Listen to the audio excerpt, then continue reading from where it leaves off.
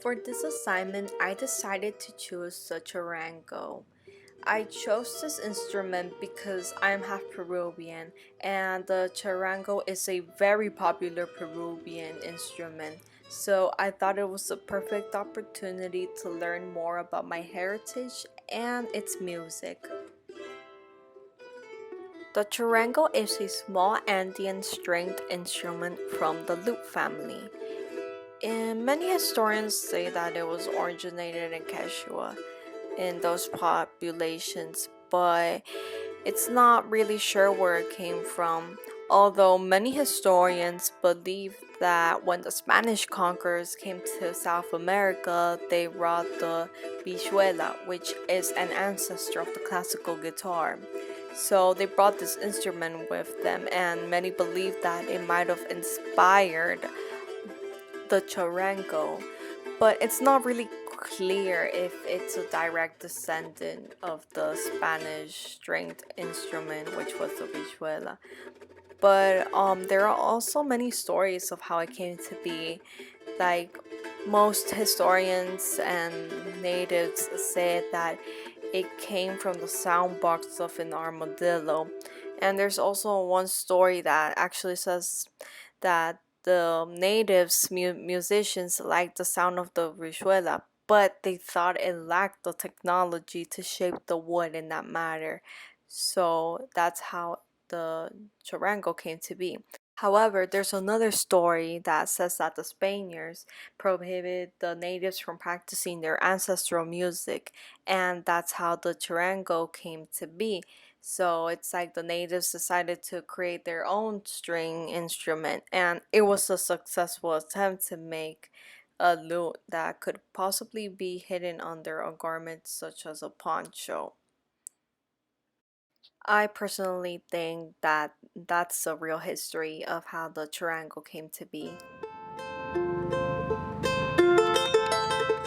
So, in other words, I thought the charango was very interesting because it's sort of a mysterious instrument.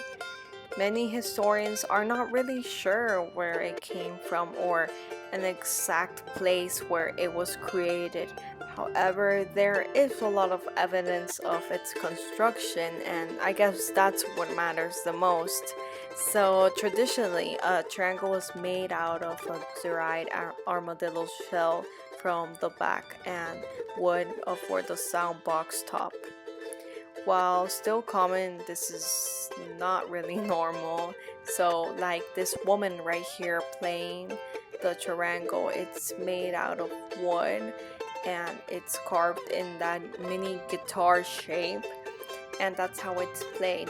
And you can listen in the background of as I'm talking, the sound it makes. So, throughout history and still, there are many types of charangos.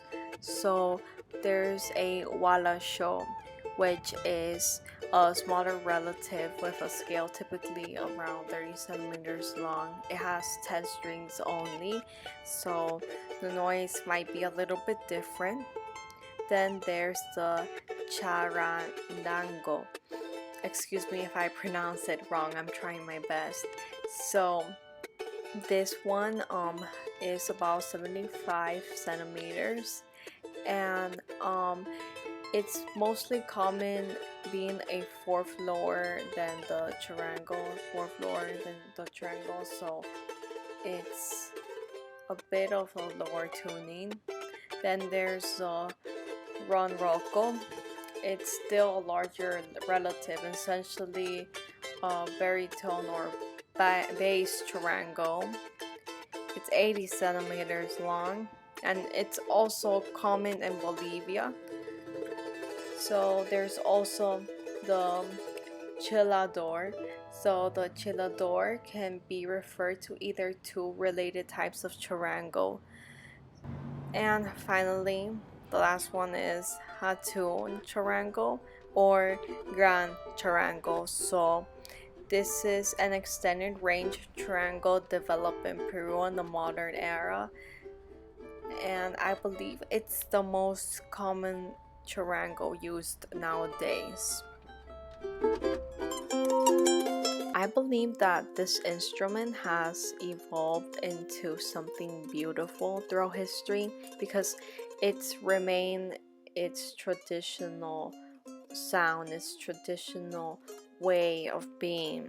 So if you listen to any Peruvian traditional music, you can hear the charango playing in the background or in throughout the music. It's always there. So it really hasn't changed because people nowadays in Peru practice it a lot and they involve it in their music and their parties. So although there are different versions of it, you know how they used to use more commonly um, the shell of an armadillo. Well, that's not really common anymore, but still the sound that it makes, I can imagine it's the same, and I feel like it's evolved into something beautiful.